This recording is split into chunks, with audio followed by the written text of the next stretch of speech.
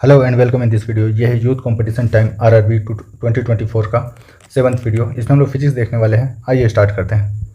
तो आज का पहला जो टॉपिक है ये प्रोजेक्टाइल मोशन से है। For maximum range the angle of projection should be. Maximum range पाने के लिए हमको किसी भी ऑब्जेक्ट को कितना पर थ्रो करना होगा, 45 डिग्री पर। आपसे रेंज का फॉर्मूला भी पूछ सकता है, तो रेंज का फॉर्मूला होगा u² sin 2θ बाई जी। अगर आपसे मैक्सिमम हाइट पूछ ले कि मैक्सिमम हाइट के लिए किसी भी ऑब्जेक्ट को कितना पर ऊपर की तरफ थ्रो करना होगा, तो ये 90 डिग्री पर। मैक्सिमम हाइट के लिए 90 डिग्री पर और मैक्सिमम रेंज के लिए 45 डिग्री पर। अगला क्वेश्चन, द ट्रेजेक्ट्री और path for a projectile is. किसी भी ऑब्जेक्ट को जब हम देखते हैं, प्रोजेक्टाइल मोशन होता है, तो उसमें जो पाथ बनता है वो कैसा बनता है, पैराबोला। इंपॉर्टेंट और रिपीटेड क्वेश्चन है ये। अगला टॉपिक एक्सेलरेशन से, change in velocity with time. ये एक्सेलरेशन का फॉर्मूला है, acceleration equals to change in velocity with time को हम लोग बोलते हैं acceleration. Change in velocity with respect to time is called acceleration. If the velocity of a car increase from 5 metre per second to 10 metre per second in 5 second, what is acceleration. Acceleration का formula क्या होता है, change in velocity with respect to time. यहाँ पर आपको final velocity minus initial velocity लिखना है, starting velocity by time. आपको फाइनल वेलोसिटी दिया हुआ है 10 मीटर पर सेकंड माइनस इनिशियल वेलोसिटी दिया हुआ 5 बाई टाइम दिया हुआ आपको 5 सेकंड। तो यहाँ से आ जाएगा 1 मीटर पर सेकंड स्क्वायर। 1 मीटर पर सेकंड स्क्वायर मतलब ऑप्शन डी इसका राइट है, 1 मीटर पर second square. For applying a force of 5 Newton on a wooden plank with mass m1 kg, its acceleration accelerate with an acceleration of 10 meter per second square. Another plank of mass m2 kg accelerate with the acceleration of 20 meter per second square when the same force is applied. If both planks are tied with each other and the same force is applied, then what is the acceleration? आपको बोला गया है कि एक object है जिसका मास है, जिसका ऊपर लग रहा है 5 न्यूटन का फोर्स, उसका वजन जो है m1 kg है और वो एक्सेलरेट कर रहा 10 मीटर पर सेकंड का। तो यहाँ से हम लोग मास निकाल लेंगे, F इक्वल टू होता है m इंटू ए। यहाँ से m1 का वैल्यू आ जाएगा, फोर्स दिया हुआ 5 न्यूटन, एक्सेलरेशन दिया हुआ है 10। यहाँ से m1 का वैल्यू आ जाएगा 1/2, m1 का वैल्यू आ जाएगा 1/2 kg। दूसरा जो दिया हुआ है सेम फोर्स लग रहा है, मतलब उसमें भी 5 न्यूटन का ही फोर्स लग रहा है। मास इसमें निकालना है, m2 निकालना है। अब एक्सेलरेशन दिया हुआ है 20। यहाँ से m2 का वैल्यू आएगा 1/4 आ जाएगा।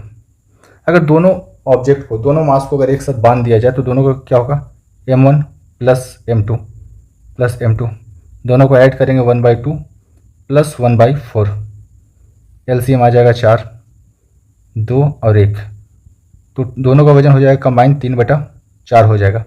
बोल रहा यही जब दोनों ऑब्जेक्ट को सेम फोर्स लगाएंगे, सेम फोर्स मतलब कितना, 5 न्यूटन का फोर्स लगाएंगे, मास यहाँ पर हो गया 3/4, तो एक्सेलरेशन कितना जनरेट होगा, यहाँ से आ जाएगा 20/3 जो कि होता है 6.67 मीटर पर सेकंड स्क्वायर। ये अच्छा क्वेश्चन था, option A is right. When a force of 21 newton is applied to an object of mass 3 kg, what will be the acceleration generated. F equals to क्या होता है, F equals to ma। Force दिया हुआ है 21 का, मास को इधर ले आएंगे 3 kg, तो यहाँ से आ जाएगा 7 मीटर पर सेकंड स्क्वायर। तो ये ऑप्शन हो जाएगा ऑप्शन सी, 7 मीटर पर second square. Rate of change of velocity is called acceleration. Acceleration equals to होता है change in velocity with respect to time. Time के साथ जो चेंज आता है वेलोसिटी में, उसी को एक्सेलरेशन कहा जाता है। If 20 Newton force is applied on an object of mass 10 kg, what will be the acceleration. Force दिया हुआ है 20, मास दिया हुआ है 10, आपसे एक्सेलरेशन पूछा जा रहा, तो यहाँ से एक्सेलरेशन आ जाएगा 2 मीटर पर second square. Option D is right, F equals to ma। An object of mass 150 kg is accelerated in 5 second with a velocity of 6 metre पर सेकंड टू 16 मीटर पर सेकंड, फाइंड एक्सेलरेशन। एक्सेलरेशन निकालने के लिए मास का जरूरत भी नहीं पड़ेगा। एक्सेलरेशन इक्वल होता है final velocity minus initial velocity, starting का velocity by time. Final velocity दिया हुआ 16, इनिशियल वेलोसिटी दिया हुआ 6, टाइम आपको दिया हुआ है 5। तो यहाँ से आ जाएगा 10/5 मतलब 2 मीटर पर सेकंड स्क्वायर, 2 मीटर पर second square. Option C is right. Negative acceleration is opposite to which of the flowing direction. Negative acceleration जो होता है, आप एक्सेलरेशन देख लो, velocity by time. Negative acceleration का मतलब क्या है, वेलोसिटी यहाँ पर नेगेटिव होगा, मतलब फाइनल वेलोसिटी कम होगा और इनिशियल वेलोसिटी ज़्यादा होगा, तो ये क्या हो जाएगा, option A velocity. Negative acceleration is opposite to which of the following, तो ये किसका हो जाएगा, वेलोसिटी का। Which of the following statement is true with respect to car running at constant acceleration on the straight road with flat plane. तो option A देखते हैं, the acceleration of a car is zero. Acceleration zero नहीं है, actually खुद बोल चुका है कि कांस्टेंट एक्सेलरेशन से मूव कर रहा, तो ये होगा नहीं। कांस्टेंट एक्सेलरेशन से मूव कर रहा मतलब ये जीरो नहीं है। The velocity of car is zero, velocity car का जीरो नहीं है। अगर कार का वेलोसिटी अगर जीरो होगा तो कोई एक्सेलरेशन भी जनरेट नहीं हो पाएगा, एक्सेलरेशन जीरो हो जाएगा। The acceleration of the car is constantly change. Acceleration change नहीं होगा, चेंज होगा वेलोसिटी, वेलोसिटी चेंज होगा। ऑप्शन डी में दिया the velocity of a car is constantly change, ये सही है। वेलोसिटी चेंज हो सकता है, वेलोसिटी आपका अगर 15 मीटर पर सेकंड के हिसाब से चल रहा, हर सेकंड में 15 मीटर चल रहा, उससे अगला सेकंड में 20 मीटर पर सेकंड के हिसाब से चल रहा, तो ये क्या हो रहा, ये कॉन्स्टेंटली मूव कर रहा, इंक्रीजिंग हो रहा, इंक्रीज कर रहा है एक्सेलरेशन में। तो आपसे बोला था कॉन्स्टेंट, तो वेलोसिटी चेंज हो सकता है constantly. when an object is moving at the same speed, what will be the acceleration? अगर इसका ये सेम स्पीड से मूव कर रहा तो एक्सेलरेशन हो जाएगा delta v by T, change in velocity. अगर कांस्टेंट स्पीड से चल रहा तो क्या हो जाएगा, change in velocity zero, zero by anything become zero. Option C is right. The velocity of a car increased uniformly 18 km/h to 36 km/h in 5 seconds. Calculate acceleration. Acceleration equals to change in velocity. Change in velocity with respect to time. तो velocity कितना change हुआ, 36 minus 18, पर ये तो आया km/h में, इसको metre पर सेकंड में करेंगे कन्वर्ट तो 5/18 से मल्टीप्लाई कर देंगे, और टाइम दिया हुआ है 5 सेकंड, तो यहाँ से आ जाएगा 18 × 5/18 और नीचे 5 दिया हुआ है, 5 से 5 भी चला जाएगा, तो 1 मीटर पर second square. Option B is right. The velocity of a car increase uniformly from 18 km/h to 72 km/h। Speed में चेंज कितना का हुआ, 54 का हुआ है, पर ये km/h है, इसको मीटर पर सेकंड में चेंज करेंगे 5/18। टाइम दिया हुआ 10 सेकंड, 18 से जाएगा 3 बार में, तो 5 दिया का 15, 15/10, 15/10 होता है 1.5 मीटर पर सेकंड स्क्वायर, मीटर पर second square. Option A is right.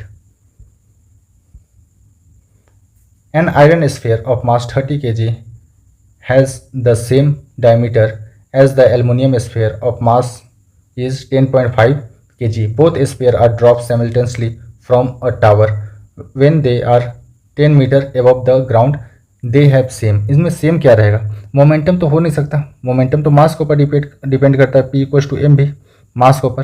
अगर मास अलग अलग है, तो मोमेंटम भी अलग अलग होगा, ये अनचेंज रहेगा एक्सेलरेशन। अर्थ किसी भी ऑब्जेक्ट को, चाहे वो जितना भी मास हो उसका जो एक्सेलरेशन है, अर्थ जो किसी भी ऑब्जेक्ट को अपनी तरफ टानता है वो 9.81 मीटर पर सेकंड के स्पीड से टानता है। तो एक्सेलरेशन सारा का सारा जितना भी हो, अगर 1 kg का ऑब्जेक्ट हो या फिर 1 टन का ऑब्जेक्ट हो, अगर अर्थ अपनी तरफ खींच रहा तो उसको कितना का पावर लगाएगा, 9.81 मीटर पर सेकंड स्क्वायर के स्पीड से खींचेगा, ये कांस्टेंट रहेगा। काइनेटिक एनर्जी भी मास और वेलोसिटी के ऊपर डिपेंड करता है, तो मास ये का डिफरेंट है तो काइनेटिक एनर्जी भी डिफरेंट हो जाएगा। पोटेंशियल एनर्जी होता है mgh, ये हाइट के ऊपर डिपेंड करेगा, हाइट अगर फिक्स है, मास अलग है तो ये भी अलग हो जाएगा। तो एक्सेलरेशन फिक्स रहेगा, मतलब स्मॉल g का वैल्यू जो रहेगा ये फिक्स रहेगा, चाहे मास अलग अलग भी हो तब भी। जीरो एक्सेलरेशन का मतलब क्या है, मतलब चेंज इन वेलोसिटी किसी भी ऑब्जेक्ट का कितना होगा, zero. The velocity of object zero, acceleration equals to change in velocity with respect to time. अगर वेलोसिटी जीरो है, वेलोसिटी में किसी भी तरह चेंज नहीं हो रहा, तो एक्सेलरेशन क्या हो जाएगा, जीरो हो जाएगा।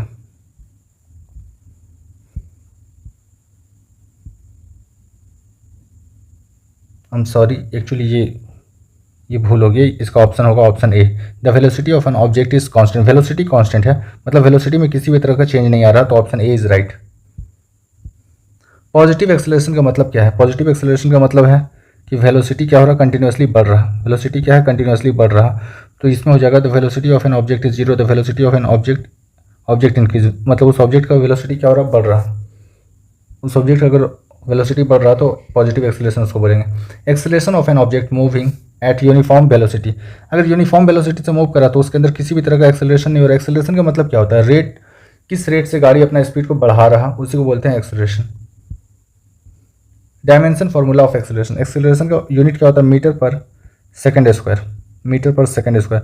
मीटर का मतलब हो गया एल, सेकंड का हो गया टी का स्क्वायर, ये भी टी को ऊपर ले जाएंगे एल माइनस टू, तो L M T minus two. Option A इसका राइट है, L M zero T minus two. Starting from rest, Sunil's car attained a speed of 20 metre per second in 10 second. Find acceleration, acceleration होगा final velocity minus का initial velocity by time. Final velocity दिया हुआ 20, गाड़ी start हुआ है, initial velocity गाड़ी start हुआ है रेस्ट से, मतलब इनिशियल वेलोसिटी कितना था, 0 था, टाइम लगा 10 सेकंड, तो यहाँ से आ जाएगा 2 मीटर पर सेकंड स्क्वायर। ऑप्शन इसका बी सही होगा। Meaning of retardation is dash acceleration, एक एक्सेलरेशन का मतलब होता है, मतलब गाड़ी का स्पीड को बढ़ाना, और रिटार्डेशन का मतलब होता है गाड़ी अपना स्पीड को धीरे धीरे एक रेट से घटा रहा, तो ये हो जाएगा ऑप्शन ए। रिटार्डेशन का मतलब गाड़ी अपना स्पीड को घटा रहा। The velocity of an object is proportional to time elapsed the object is, अगर कोई ऑब्जेक्ट है जो अपना velocity by time, acceleration equal to क्या होता है, change in velocity by time, यही तो होता है। पर अगर आपको कुछ ना दिया गया, वेलोसिटी बढ़ा रहा है या घटा रहा, आपको ये मान के चलना है कि वो यूनिफॉर्म एक्सेलरेशन का बात कर रहा है, यूनिफॉर्म एक्सेलरेशन का, तो ऑप्शन बी इसका राइट हो जाएगा। फोर्स बाई मास क्या होता है? फोर्स और मास में जो रिलेशन होता है m इंटू ए, तो एक्सेलरेशन फोर्स बाई एम पूछा है, फोर्स बाई एम हो जाएगा एक्सेलरेशन। ऑप्शन बी इसका सही है। A force of 350 newton is applied to a mass of 500 kg. In this case, what will be the acceleration generated by the object? F equals to ma. Force आपको दिया हुआ है 350 Newton का, आपसे पूछा है एक्सेलरेशन, तो ये m नीचे आ जाएगा यहाँ, तो m दिया हुआ है 500, 0 से 0 जाएगा, 5 से जाएगा 7 बार में, 5 से जाएगा 10 बार में, मतलब 0.7 मीटर पर सेकंड स्क्वायर इसका आंसर हो जाएगा, तो 0.7 मीटर पर second square. Option B. When acceleration is negative the velocity of an body, अगर एक्सेलरेशन नेगेटिव है मतलब बॉडी अपने स्पीड को क्या कर रहा है, घटा रहा, विल डिक्रीज। ऑप्शन सी इसका राइट होगा, ये अपना स्पीड को घटाएगा। Dash is the measure of change in velocity per unit time, change in velocity with respect to time क्या बोलते हैं, एक्सेलरेशन बोलते हैं, ये डेफिनेशन है। A car accelerated uniformly from 18 kilometre per hour to 72 kilometre per hour, ठीक है, तो स्पीड में चेंज कितना का आया, 72 में से 18 जाएगा, आ जाएगा 54 किलोमीटर पर आवर है, तो मीटर पर सेकंड में चेंज करेंगे 5/18। टाइम दिया हुआ आपको 5 सेकंड, ये 5 से ये 5 चल जाएगा, 18 से चल जाएगा 3 बार में, तो 3 मीटर पर सेकंड स्क्वायर इसका आंसर हो जाएगा। The speed of an object falling freely an example, कोई भी अगर ऑब्जेक्ट फ्रीली गिर रहा, किसी भी हाइट से गिर रहा, तो ये किसका एग्जाम्पल है, तो ये हो जाएगा यूनिफॉर्म एक्सेलरेशन मोशन। किसी भी ऑब्जेक्ट को अगर आप ऊपर से नीचे की तरफ गिराते हैं तो उसका स्पीड कंटिन्यूसली बढ़ता है, ड्यू टू ग्रेविटी स्मॉल जी की वजह से उसका स्पीड क्या होता है, कंटिन्यूसली बढ़ता है, तो इसी को बोलते हैं यूनिफॉर्म एक्सेलरेशन मोशन। जब तक कोई ऑब्जेक्ट आपका हाथ में, आप किसी टावर पे खड़े हो, जब ऑब्जेक्ट को आप छोड़ोगे तो धीरे धीरे बॉल नीचे की तरफ आएगा और उसका स्पीड क्या है, कंटिन्यूसली बढ़ता जाएगा, तो इसको बोलते हैं uniform acceleration motion. Option C is right. Which of the following pair always have the same direction, इसमें से कौन सा है जो सेम डायरेक्शन में है। फोर्स ऑफ एक्सेलरेशन जो है, अब जिस डायरेक्शन में फोर्स लगाओगे उसी डायरेक्शन में एक्सेलरेशन होगा। फोर्स ऑफ वेलोसिटी ये हो भी सकता है, नहीं भी हो सकता है। फोर्स और डिस्प्लेसमेंट जरूरी नहीं है कि जिस डायरेक्शन में आप फोर्स लगा रहे हो उस डायरेक्शन में डिस्प्लेसमेंट हो। फोर्स और मोमेंटम ये दोनों डेफिनेशन के हिसाब से ठीक है, पर ये सही नहीं है कि हर बार मोमेंटम उसी डायरेक्शन में होगा, ठीक है। फोर्स एंड एक्सेलरेशन, जिस डायरेक्शन में आप फोर्स लगा रहे हो उसी डायरेक्शन में क्या होगा, एक्सेलरेशन होगा, तो ऑप्शन बी इसका राइट आंसर है। Starting from fix position Sony catch, मतलब इसका इनिशियल स्पीड जो है, इनिशियल स्पीड है सोनी का, रेस्ट से है, फिक्स पोजीशन पे है, तो मतलब इनिशियल स्पीड इसका 0 है।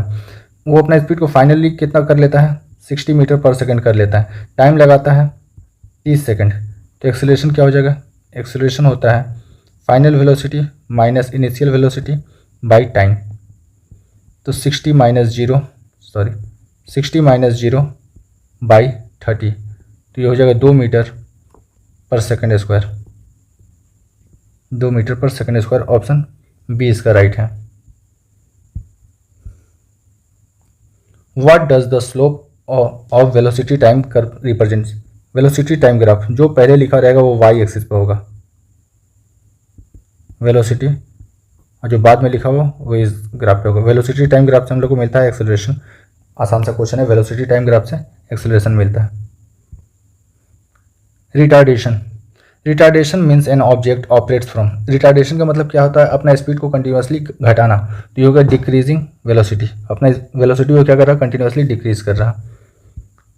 Next topic, equation of linear motion. Equation, 3 equation होता है, 3 इक्वेशन। पहला इक्वेशन जो है v equals to u plus A T. दूसरा इक्वेशन है s equals to U T plus half A T square. तीसरा इक्वेशन है v square equals to you square plus 2as। इसमें v जो है, v फाइनल वेलोसिटी है, final velocity. u जो है initial velocity, initial velocity. t time है। आप s को डिस्प्लेसमेंट बोलिए या पोजीशन बोलिए, बात एक ही है, पोजीशन। चलिए देखते हैं। तो इन तीनों इक्वेशन का इस्तेमाल करके सारा का सारा प्रॉब्लम हो जाएगा। A car start from rest, मतलब u का वैल्यू क्या दिया हुआ है, इनिशियल वेलोसिटी 0 है। टाइम कितना ले रहा है, 2 मिनट ले रहा है। 2 मिनट का मतलब होता है 120 सेकंड, 120 सेकंड। यूनिफॉर्म एक्सेलरेट कर रहा है। ए का वैल्यू जो दिया हुआ है, एक्सेलरेशन का वैल्यू दिया हुआ है 1 मीटर पर second square. Find the speed obtain bye the car, मतलब से फाइनल वेलोसिटी पूछ रहा। आप पहला इक्वेशन का इस्तेमाल करके निकाल सकते हैं। इनिशियल वेलोसिटी कितना है, 0। एक्सेलरेशन दिया हुआ आपको 1 और टाइम दिया हुआ है 120। तो यहाँ से आ जाएगा 120 मीटर पर सेकंड स्क्वायर, मीटर पर सेकंड एक्चुअली स्पीड का है, 120 मीटर पर सेकंड इसका स्पीड हो जाएगा फाइनल स्पीड। ये बोट स्टार्टिंग फ्रॉम रेस्ट, मतलब यू का वैल्यू आपको दिया हुआ है कितना, 0। ठीक है। In a straight line with the constant acceleration, a का वैल्यू आपको दिया हुआ है 3 मीटर पर सेकंड स्क्वायर। टाइम आपको दिया हुआ है 8 सेकंड। आपसे डिस्टेंस पूछा है, तो आपके पास 2 फॉर्मूला है, S equals to U T plus half A T square, और दूसरा फॉर्मूला है वी स्क्वायर, सॉरी ये तीसरा formula V square equals to you square plus 2as। आपसे पूछा है डिस्टेंस के बारे में, आप इसका इस्तेमाल कर लीजिए। स्टार्टिंग वेलोसिटी कितना है, 0, तो हो जाएगा s equals to 0 plus half, a का वैल्यू दिया हुआ 3, टी स्क्वायर, 8 का स्क्वायर 64, 2 से जाएगा 32 बार में, 32 दिया का 96 मीटर। ऑप्शन सी इसका राइट होगा, 96 मीटर। Third law of motion provide the relationship between, third law of motion जो है, थर्ड इक्वेशन क्या है, we square equals to you square plus 2as। आपसे रिलेशन पूछा जाएगा ग्राफ किसी के बीच में बनेगा, तो ये v और s के बीच में बनेगा। पहला वाला और आखिरी वाला जो इक्वेशन का जो दिया हुआ है उनके बीच में बनेगा। आपको वेलोसिटी दिया हुआ है, वेलोसिटी, और किसके बीच में बनेगा, s का मतलब क्या होता है, पोजीशन, पोजीशन के बीच में बनेगा। आपको इक्वेशन लिखना है, आप पहला टर्म और आखिरी टर्म को देखना है कि ग्राफ किने किने बीच में बन रहा है। ये ग्राफ जो है वेलोसिटी, फाइनल वेलोसिटी और पोजीशन के बीच में बन रहा है। वेलोसिटी आपको दिया हुआ था, पोजीशन आपको बतलाना था। A trolley move at a constant acceleration of 2 metre पर सेकंड, आपको ए का वैल्यू दिया हुआ है 2 मीटर पर सेकंड स्क्वायर। रेस्ट से स्टार्ट हुआ है, तो स्टार्टिंग वेलोसिटी कितना हो गया, 0। आफ्टर 4 सेकंड, टाइम बोल रहा है 4 सेकंड बाद इसका वेलोसिटी क्या होगा। आपसे फाइनल वेलोसिटी पूछा गया, v equals to you plus A T लगा सकते हैं। तो आपको इनिशियल कितना है, 0 है, ए का वैल्यू आपको दिया हुआ है 2, टाइम दिया हुआ है 4, तो v कितना हो जाएगा, 8 मीटर पर सेकंड। ऑप्शन ए इसका राइट है। रेक्टिलिनियर मोशन जो होता है, rectilinear motion, straight line motion को ही रेक्टिलिनियर मोशन कहा जाता है। स्टार्टिंग फ्रॉम रेस्ट, मतलब u का वैल्यू दिया हुआ आपको 0, और बोल रहा है अटेंड करता है, मतलब फाइनल वेलोसिटी कितना दिया हुआ है, 90 किलोमीटर पर आवर। इसको मीटर पर सेकंड में चेंज करने के लिए 5/18 से डिवाइड करेंगे, 18 × 5 = 90 5 पचे 25 मीटर पर सेकंड इसका फाइनल वेलोसिटी है। टाइम ले रहा 5 मिनट, 5 मिनट मतलब 300 सेकंड, 6 पचे 30, 300 सेकंड ले रहा। बोला सेम एक्सेलरेशन से मूव कर रहा, then the distance travel by the train at the same time. ठीक है, डिस्टेंस कितना ट्रेवल करेगा, तो यहाँ से सबसे पहले हम निकाल लेते हैं एक्सेलरेशन, क्योंकि एक्सेलरेशन के बारे में दिया नहीं है, एक्सेलरेशन के बारे में दिया हुआ नहीं, एक्सेलरेशन सेम बोला है। तो इसको आप ऐसे निकाल सकते हो कि पहले पहला इक्वेशन लगाओ, v equals to you plus A T से यहाँ से हम लोग एक्सेलरेशन निकाल सकते हैं। फाइनल वेलोसिटी आपके पास कितना है 25, इनिशियल वेलोसिटी 0, ए का वैल्यू आपको निकालना है और टाइम दिया हुआ है 300। तो ए का वैल्यू यहाँ से आ जाएगा 1/12, 1/12 आ गया एक्सेलरेशन। ठीक है, फिर आपसे पूछा कितना डिस्टेंस ट्रेवल करेगा, आप दूसरा इक्वेशन लगाओ, S equals to U T plus half A T square. ये तो 0 हो जाएगा क्योंकि u का वैल्यू 0 है, प्लस 1/2, ए का वैल्यू आप निकाले हो 1/12, टी का स्क्वायर, टी आपको दिया हुआ है 300, तो 300 इंटू 300। अब इसे सॉल्व करो, 2 से जाएगा 150 बार में, 12 से जाएगा 12 दूनी का 24 बचा 60, 12 25 60। 25 को आप मल्टीप्लाई करो 15 से, 25 दही का हो गया 25 दही का 250। अब 25 का टेबल पढ़ेंगे 5 बार, तो यहाँ से आ जाएगा 3750। ये आ गया मीटर में, तो किलोमीटर में चेंज करना है तो कितना से डिवाइड करेंगे, 1000 से जैसे डिवाइड करेंगे तो आ जाएगा 3.75 किलोमीटर, 3.75 किलोमीटर आ जाएगा, option D. An object starting from rest move with the constant acceleration, acceleration दिया हुआ कितना 4, टाइम दिया हुआ 8, आपसे स्पीड पूछा है, तो ये हो जाएगा पहला equation v equals to you plus A T. U का वैल्यू आपको 0 बोला है, स्टार्टिंग फ्रॉम रेस्ट का मतलब यू का वैल्यू 0 है, प्लस ए 4 दिया हुआ है, टाइम दिया हुआ 8, तो कितना हो जाएगा 8 चौके 32 मीटर पर सेकंड, ऑप्शन सी इसका सही आंसर है। The first equation of motion show the relationship between, first equation क्या है v equals to you plus A t, तो ये किसी किसी बीच में रिलेशन देता है, पहला और आखिरी को देखना है, तो पहला क्या है वेलोसिटी और दूसरा क्या है लास्ट वाला टाइम है, मतलब तो ये हो जाएगा वेलोसिटी और टाइम के बीच में, ऑप्शन सी इसका राइट आंसर है। वेलोसिटी और टाइम के बीच में पहला इक्वेशन जो है रिलेशन बतलाता है। विच of the flowing equation represent the velocity time graph, velocity time मतलब पहला टर्म क्या होना चाहिए v होना चाहिए और लास्ट का टर्म क्या होना चाहिए t होना चाहिए। आप देख लो v equals to you plus A t, इसमें v दिया हुआ है और लास्ट टर्म दिया हुआ है t, तो ये इक्वेशन बन जाएगा वेलोसिटी और टाइम के बीच में, तो ऑप्शन सी इसका राइट है। अगर आपसे ये पूछा जाएगा तो ये क्या है पोजीशन और टाइम के बीच में है। अगर ये आपसे पूछा जाएगा कि ये किसी के बीच में, तो ये v है, इसको सही से अगर लिखेंगे तो ये होता है v square equals to you square plus 2as, तो ये इक्वेशन हो जाएगा वेलोसिटी और ये सेम इक्वेशन, और ये तो इक्वेशन ही गलत है।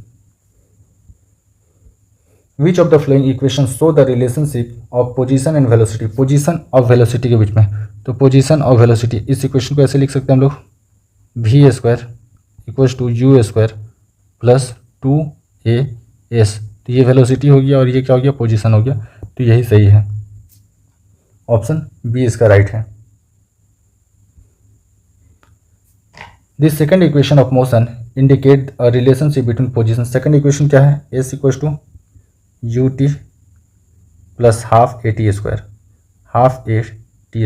तो सेकंड इक्वेशन जो है पोजीशन और टाइम के बीच में बतलाता है, तो ऑप्शन डी इसका राइट हो जाएगा, position and time. The second equation of motion give the relationship between, second equation क्या है S equals to same question आ गया u T plus half A T square, तो टाइम हो गया, टाइम आपको दिया हुआ यहाँ पर, टाइम और किसके बीच में है पोजीशन के बीच में, तो ऑप्शन डी इसका राइट है। The relationship between which is show by second equation, second equation जो है हमको पोजीशन और टाइम के बीच में बतलाता है, तो इसका हो जाएगा option B position time. Second equation एक ही चीज़ बार बार आप लिखो ताकि प्रैक्टिस हो जाए, s equals to U T plus half A T square, तो ये हो गया पोजीशन और टाइम के बीच में सेकंड इक्वेशन रिलेशन सेटअप करता है। A car is running at a uniform acceleration of 1 metre per second square in 5 second at a speed of 5 metre per second to 10 metre per second, find the distance travel by the car in this time. Car कितना distance travel करेगा आपको सब कुछ यहाँ पर दिया हुआ है ऑलमोस्ट, तो यहाँ से देखो, यहाँ से कार रन कर रहा है तो यहाँ से आ जाएगा। अगर हमको स्टार्टिंग दिया हुआ है एक्सेलरेशन, यहाँ से हम एक्सेलरेशन को निकाल सकते हैं, final velocity minus initial velocity by time, time दिया हुआ 5 सेकंड, तो यहाँ से आ जाएगा 1 मीटर पर सेकंड स्क्वायर। एक्सेलरेशन आ गया यहाँ से। अच्छा, एक्सेलरेशन दिया हुआ, एक्सेलरेशन दिया हुआ, पोजीशन के लिए हमको निकालना होगा s equal to U T plus half A T square, और दूसरा इक्वेशन होता है we square equal to you square plus 2as दिया हुआ है। यहाँ पर हमको फाइनल वेलोसिटी भी दिया हुआ है, इनिशियल वेलोसिटी भी दिया हुआ है, एक्सेलरेशन भी दिया हुआ है, आपको एस का वैल्यू निकालना है। तो v का वैल्यू दिया हुआ है 10, 10 का स्क्वायर हो गया 100, माइनस इसको इधर लाएंगे, माइनस 5 का स्क्वायर 25, इस सबको नीचे ले आएंगे तो ये कितना हो जाएगा 2, और a का वैल्यू 1 दिया हुआ है, तो यहाँ से आ जाएगा 75 बटा का 2, कटेगा 3 बार में 6, 7 बार में 37.5 मीटर। ऑप्शन बी इसका सही आंसर है। Which represent the equation of motion which of the following is incorrect. अच्छा, इसमें से कौन सा गलत है, तो ये देखते हैं, ये क्या है, we square equal to you square plus का 2as होना चाहिए, पर यहाँ पर दिया हुआ क्या, माइनस दिया हुआ है, तो यही जो है मेरा गलत दिया हुआ है। ये देख लेते हैं, s equal to U T plus half A T square सही है, v equal to you plus A t ये पहला सही है, ये भी सही है, we square equal to you square plus 2as, तो गलत जो है वो है ये, क्योंकि यहाँ पर दे दिया है आपका माइनस दे दिया था। विच of the following is the equation of position and time. Position और टाइम के बीच में, देखिए यहाँ पर पोजीशन दिया हुआ है और यहाँ पर टाइम दिया हुआ है, तो ये सही हो जाएगा। ये पूछा जाएगा तो ये वेलोसिटी और टाइम के बीच में है। ये अगर पूछा गया v equal to you plus A t, v equal to you plus A t same दे दिया है, तो ये भी है, ये तो गलत ही है। ये आपका दिया हुआ वेलोसिटी और पोजीशन के बीच में, हमको निकालना है पोजीशन और टाइम के बीच में, तो ऑप्शन डी इसका राइट आंसर हो जाएगा। A car at rest accelerates uniform at a speed of 144, मतलब रेस्ट में था। यू का वैल्यू स्टार्टिंग कितना होगा 0, वी का वैल्यू जो होगा कितना 144 किलोमीटर पर आवर दिया हुआ, मीटर पर सेकंड में चेंज करने के लिए 5/18, 8 बार में जाएगा, 8 × 5 = 40 मीटर पर सेकंड, 40 मीटर पर सेकंड है। ये चला 20 सेकंड तक। कवर डिस्टेंस, कितना डिस्टेंस ट्रेवल करेगा, तो एस इक्वल टू स्टार्टिंग का velocity u T plus half A T square plus half A T square. A का वैल्यू यहाँ पर नहीं दिया हुआ है, तो तीसरा इक्वेशन लगाते हैं, v square equal to you square plus 2as। आपको यहाँ से एक्सेलरेशन निकालना होगा, एक्सेलरेशन हो जाएगा final velocity 40 minus initial velocity 0, time आपको दिया हुआ 20 सेकंड, तो एक्सेलरेशन हो जाएगा 2। इक्वेशन 2 किसी में भी रख लीजिए, तो यहीं पर रख लेंगे, तो s equal to initial 0 1/2, acceleration दिया हुआ आपको 2 निकाले हैं, और टाइम दिया हुआ 20 का स्क्वायर 400, तो यहाँ से आ जाएगा 400 answer, 400 metre. Option A is right. A bus start from a rest and descends from hill with uniform acceleration. एक बस रेस्ट से स्टार्ट होता है और एक ढलान पे, पहाड़ के ढलान से वो नीचे की तरफ एक्सेलरेट कर रहा, डिस्टेंस ट्रेवल करता है 200 मीटर 10 सेकंड में। फाइंड द एक्सेलरेशन निकालना है, तो इसमें हम लोग क्या लगाएंगे, हमको स्टार्टिंग में u का वैल्यू दिया हुआ 0, ठीक है। अगर हम पहला इक्वेशन लगाते हैं v equal to you plus A t लगाते हैं, तो यहाँ से फाइनल वेलोसिटी ये भी नहीं दिया हुआ है, हमसे एक्सेलरेशन पूछा है। यहाँ पर दूसरा इक्वेशन लगाते हैं, s equal to U T plus half A T square, s दिया हुआ 200, इनिशियली स्टार्ट हो रहा है रेस्ट से, तो ये हो जाएगा 0 प्लस 1/2, ए का वैल्यू हमको निकालना है, और टाइम दिया हुआ है 10 का स्क्वायर हो गया 100, 2 से जाएगा ये 50 बार में, तो यहाँ से आ जाएगा 200/50, तो ये हो गया 4, तो ये है 4 मीटर पर second square. Option A is right. An object of mass 1 kg move toward east की तरफ वो मूव कर रहा है, यूनिफॉर्म वेलोसिटी दिया हुआ 2 मीटर पर सेकंड, ठीक है। A force of 1.5 Newton is applied on this toward the north, find the value of displacement of the object after 2 second. 2 second के बाद उसका ये कितना होना है, तो यहाँ पर वो फोर्स दिया हुआ है आपको 1.5 न्यूटन, 1.5 न्यूटन, और आपको मास दिया हुआ है, मास दिया हुआ 1 kg। ये आपको इसीलिए दिया हुआ कि आप एक्सेलरेशन निकाल पाए। तो F इक्वल टू क्या हो जाएगा, ma। तो अगर आपको एक्सेलरेशन हो जाएगा F/m हो जाएगा। F का वैल्यू आपको दिया हुआ 1.5 और मास दिया हुआ 1, तो यहाँ से आ गया एक्सेलरेशन 1.5 मीटर पर सेकंड स्क्वायर, मीटर पर सेकंड स्क्वायर यहाँ से आ गया। आप इसमें लगा लो दूसरा equation, S equal to ut plus half at²। ठीक है, अगर इसको लगाते हैं तो इसमें पहला u का वैल्यू कितना दिया हुआ है, स्टार्टिंग 2 मीटर पर सेकंड, यूनिफॉर्म स्पीड चल रहा है 2 मीटर, टाइम दिया हुआ आपको 2 सेकंड, प्लस 1/2, a का वैल्यू 1.5 निकाले अभी हम लोग, टाइम दिया हुआ है 2 का स्क्वायर हो जाएगा 4, तो 2 से जाएगा ये 2 बार में, तो 1.5 2 हो जाएगा 3, और यहाँ कितना हो जाएगा 4 प्लस 3, तो ये हो जाएगा 7 मीटर। Option A is right. An object start moving from steady state, steady का मतलब होता है रुका हुआ, स्टेट मतलब यू का वैल्यू आपको 0 दिया हुआ है।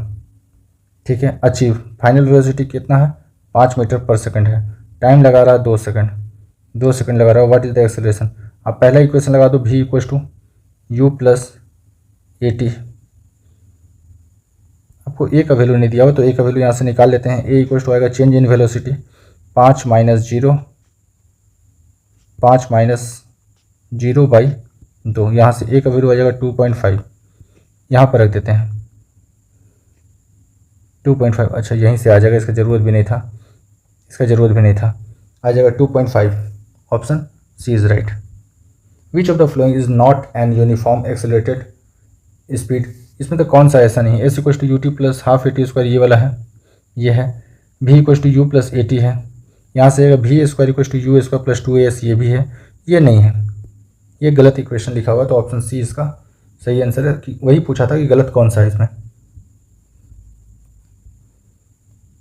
ए child has 1/4 kg of a ball on his hand and he throw it vertically upward, एक बच्चा के हाथ में एक बॉल है जिसका वजन है 1.4 kg, वो ऊपर की तरफ थ्रो कर रहा है। His hand arise 10 centimetre upward, वो अपने हाथ को 10 सेंटीमीटर ऊपर की तरफ उठाता है। With his hand a ball exist on upward velocity, और बॉल को स्टार्टिंग में वेलोसिटी देता है वो 2 मीटर पर सेकंड का देता है। What is the value of static force exerted by the child throw the ball, ball को जब ऊपर की तरफ थ्रो कर रहा है बच्चा तो वो कितना फोर्स लगा रहा, आपको यही निकालना है।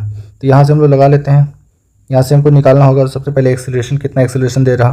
तो एक्सेलरेशन के लिए हम लोग लगा लेते हैं v² equal to u² plus 2as, third equation.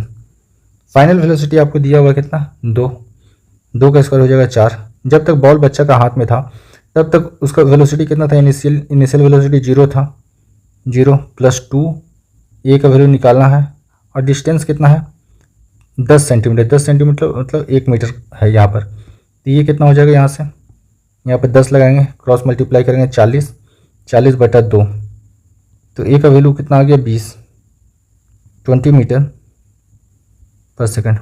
अब हमसे बोला है फोर्स कितना लगाया है, तो F इक्वल टू क्या होता है ma, F equal to m into a। Force निकालना है, मास दिया हुआ है 1/4, अब एक्सेलरेशन निकाले हैं 20, तो 4 से जाएगा 5 बार में, तो 5 न्यूटन का बच्चे जो है फोर्स लगा रहा है बॉल का ऊपर उसको थ्रो करने के लिए upward. Starting from fix position, ठीक है, मतलब u का वेलोसिटी क्या बोला है 0, u का value 0। Soni catch a ball 6 metre पर सेकंड, वो एक बॉल को कैच करने के लिए सोनी जी दौड़ता है, वो 6 मीटर पर सेकंड के स्पीड से दौड़ता है। टाइम लगाता है 30 सेकंड, टाइम है 30 second. Calculate acceleration, acceleration equal to क्या होता है final velocity minus initial velocity by time दिया हुआ है 30। तो यहाँ से कितना आ जाएगा 1/5, 1/5 कितना होता है 0.2 मीटर पर सेकंड, 0.2 मीटर पर सेकंड स्क्वायर। यहाँ से स्टार्ट होता है friction. Which of the following is not true about the friction, इसमें तो कौन सा सही नहीं है। Friction is the force which oppose motion relative to 2 surface of contact, ये बात एकदम सही है।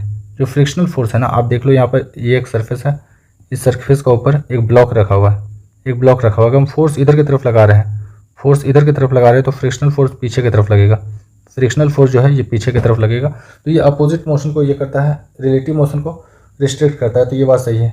सेकंड देखते हैं, the force of friction that act when a body is moving the surface is called sliding friction. हाँ, बॉडी जब move करता है एक बराबर सरफेस के ऊपर तो उसको बोलते हैं स्लाइड करना। ये भी बात सही है। अगला है friction in mechanics waste energy and also cause wear and tear. जब भी कोई गाड़ी का पार्ट वगैरह खराब होता है तो किसकी वजह से होता है? फ्रिक्शन की वजह से। जो भी टूट फूट आता है वो भी किसकी वजह से आता है? फ्रिक्शन की वजह से। बात सही है ये। अगला देखते हैं, rolling friction is much more than, rolling friction जो होता है सबसे कम होता है। किसी चीज़ को, किसी गोल ऑब्जेक्ट को लुढ़ाने में फ्रिक्शन फोर्स क्या लगता है? सबसे कम लगता है। तो रोलिंग फ्रिक्शन सबसे कम होता है। रोलिंग फ्रिक्शन जो होता है ये कम होता है आपका स्लाइडिंग फ्रिक्शन से। और स्लाइडिंग फ्रिक्शन से ज़्यादा क्या होता है? स्टैटिक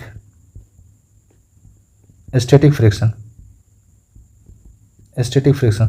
तो सबसे कम होता है रोलिंग और सबसे ज़्यादा होता है स्टैटिक। तो ये ऑप्शन गलत है, ऑप्शन डी जो है ये गलत है। A car stop on applying brake mainly due to dash force. ये किसकी वजह से हो रहा? फ्रिक्शनल फोर्स की वजह से हो रहा। जो टायर का जो ये होता है, टायर के पास जो ब्रेक शू लगा हुआ रहता है वो क्या करता है? जो व्हील होता है उसको रोकने की कोशिश करता है, तो फ्रिक्शन की वजह से ही गाड़ी रुकता है। If no force is applied on a moving object what will cause to stop it. आपको ऑलरेडी पढ़ा चुके हैं, मतलब 3rd या 4th वीडियो में ये था कि अगर कोई ऑब्जेक्ट मूव कर रहा है तो हमेशा मूव करता रहेगा जब तक बाहर से कोई फोर्स ना लगे। तो जब हम लोग ब्रेक लगाते नहीं हैं, गाड़ी को मतलब एक्सेलरेट करना छोड़ देते हैं तो गाड़ी धीरे धीरे स्लो हो जाता है। ये किसकी वजह से होता है? फ्रिक्शन फोर्स की वजह से होता है और हवा के प्रतिरोध की वजह से गाड़ी रुक जाता है। तो ये फ्रिक्शन होगा इसका answer. Which of the following occurs as a result of surface irregularities between two surface। दो सरफेस के बीच में लगने वाला जो फोर्स होता है उसी को बोलते हैं फ्रिक्शनल फोर्स। तो ऑप्शन ए इसका राइट है। Frictional force applied to, frictional force जो है किसका ऊपर अप्लाई होता है? देखते हैं, perpendicular to the direction of force. गलत बात। ये दो सरफेस के बीच में लगने वाला फोर्स है, ये दो सरफेस के बीच में लगने वाला, तो परपेंडिकुलर नहीं होगा, 180 डिग्री पे स्ट्रेट लाइन पे होता है। And angle between the direction of force कोई मतलब नहीं है। In the direction of force ना डायरेक्शन के opposite to the direction of force. अगर एक ऑब्जेक्ट है, अगर ऑब्जेक्ट के ऊपर आप इस डायरेक्शन में फोर्स लगा रहे हो, फोर्स इधर लग रहा, तो फ्रिक्शनल फोर्स जो लगेगा ये पीछे की तरफ लगने वाला है, तो opposite to the direction of force. When a bicycle is driven by a constant acceleration, then the friction force on the rear wheel, पिछले चक्का पर जो लगेगा वो फॉरवर्ड डायरेक्शन में लगेगा। पिछले चक्का पर लगने वाला जो होगा ये फॉरवर्ड डायरेक्शन में लगेगा, तो ऑप्शन बी इज राइट। और सामने वाला चक्का पूछा जाए तो वो किसमें लगेगा? बैकवर्ड डायरेक्शन में लगेगा। The characteristic of dash is used in the braking pad of car, मतलब कौन सा कैरेक्टर का इसमें इस्तेमाल किया जाता है? तो ये हो जाएगा, अगर जीरो इफेक्ट ऑफ फ्रिक्शन रहेगा, अगर फ्रिक्शन काम नहीं करेगा तो गाड़ी रुकेगा क्या? कभी नहीं रुकेगा गाड़ी। तो इसमें फ्रिक्शन फोर्स की जरूरत पड़ेगा। पॉजिटिव इफेक्ट ऑफ फ्रिक्शन इसमें काम करते रहना चाहिए। Work done by the force of friction is, friction के द्वारा किया गया काम कैसा होता है? तो ये हमेशा होगा always work done by the force of friction. Work equal to क्या होता है? Force into displacement. Work equal to होता है फोर्स इंटू डिस्प्लेसमेंट। आप देखिए, आप जिस डायरेक्शन में फोर्स लगा, आप तो फोर्स इधर लगा रहे हो गाड़ी को मूव कराने के लिए, तो फ्रिक्शन फोर्स जो है वो पीछे की तरफ काम लगता है, तो ऑलवेज नेगेटिव। फ्रिक्शनल फोर्स जो है हमेशा क्या होगा? नेगेटिव होगा, वो पीछे की तरफ लगेगा। आप फॉरवर्ड डायरेक्शन में फोर्स लगा रहे हो मूव करने के लिए आगे, फ्रिक्शनल फोर्स आपको पीछे लगता है, तो इसी को बोला गया है negative. Which of the following is difficult without friction, अगर फ्रिक्शन ना हो तो इसमें तो कौन सा चीज़ मुश्किल हो जाएगा? Moving a heavy box from one place to another place, ये तो आसान कर देगा। अगर किसी भारी सामान को एक जगह से दूसरा जगह रख ये घसीट कर ले जाना है तो आप उसमें फ्रिक्शन अगर नहीं रहेगा सरफेस के बीच में तो वो बड़ा आसानी से चले जाएगा, तो ये तो बात सही है।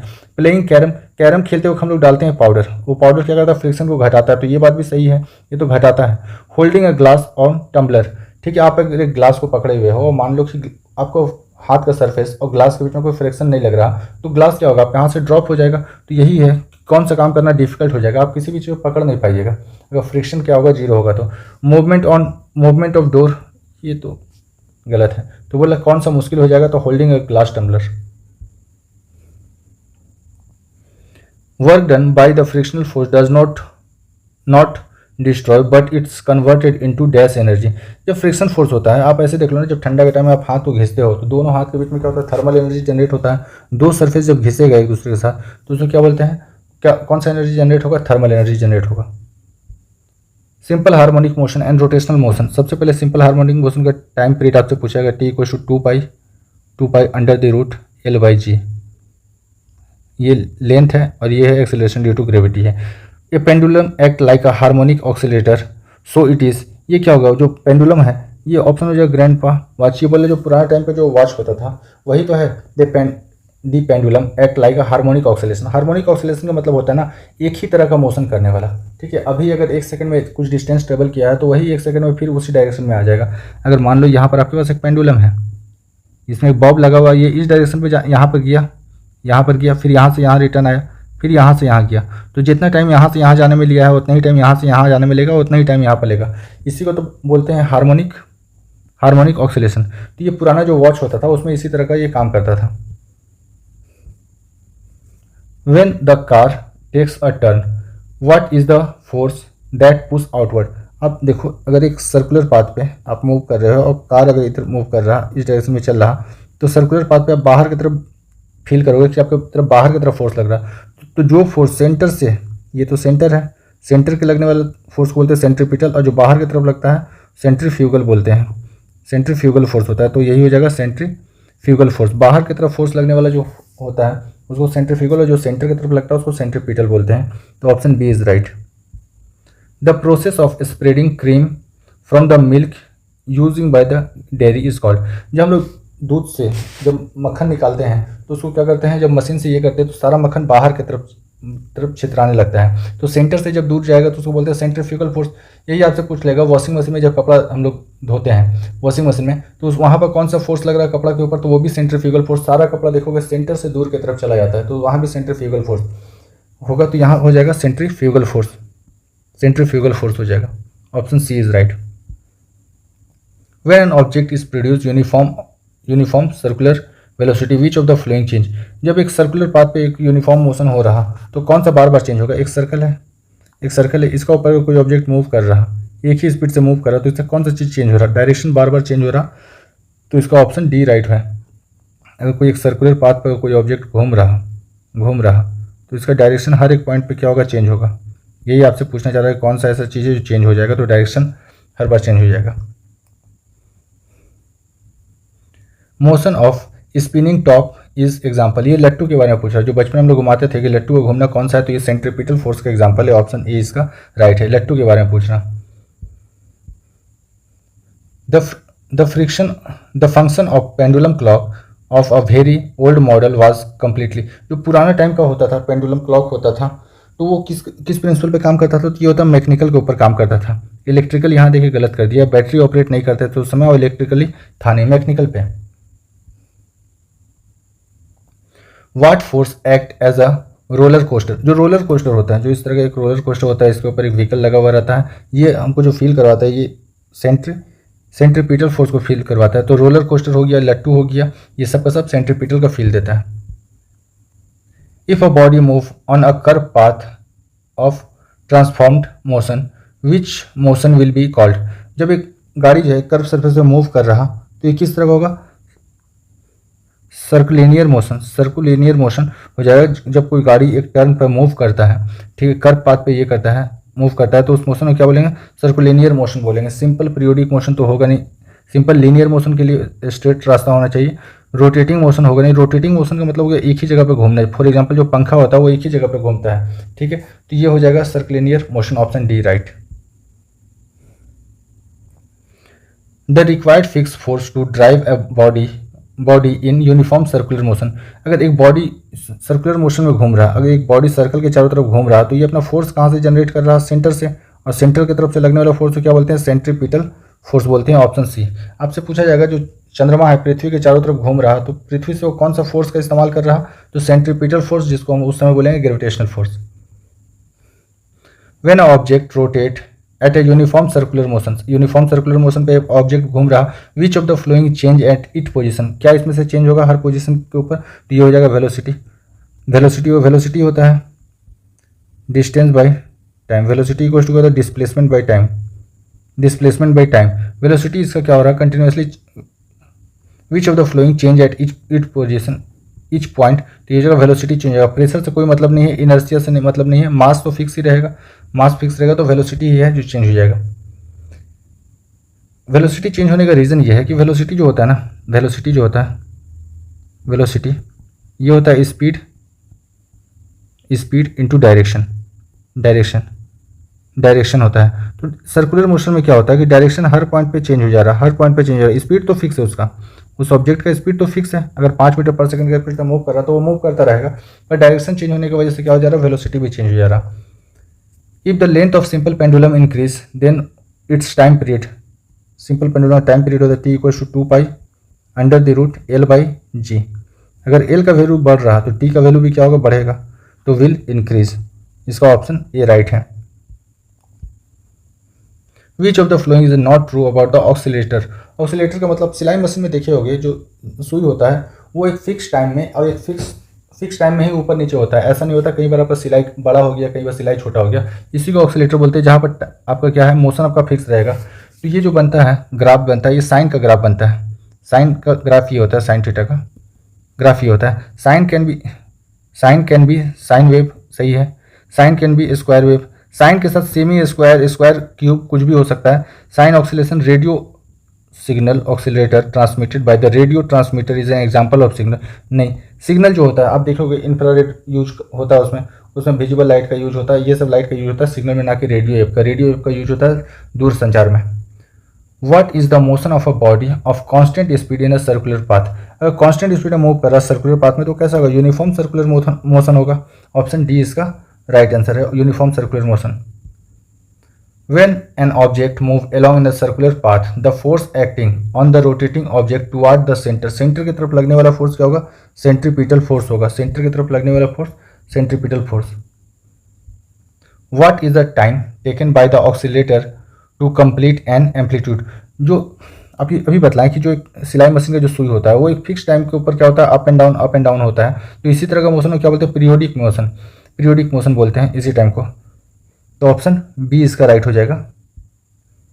The gravitational force of attraction between satellite and earth accelerate.